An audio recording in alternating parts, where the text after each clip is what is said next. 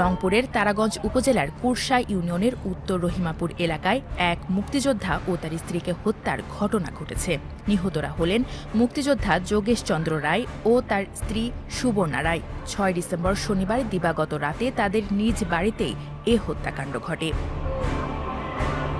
রোববার সকাল ৭:৩০টার দিকে প্রতিবেশীরা ডাকাডাকি করেও কোনো সাড়া না পেয়ে মই বেয়ে বাড়ির ভেতরে প্রবেশ করে। প্রধান দরজার চাবি নিয়ে দরজা খুলে বাড়ির ভেতরে ঢোকার পর ডাইনিং রুমে যোগেশ চন্দ্র রায়ের এবং রান্নাঘরে সুবর্ণা রায়ের রক্তাক্ত লাশ পড়ে থাকতে দেখেন তারা। পরে পুলিশে খবর দেওয়া হয়।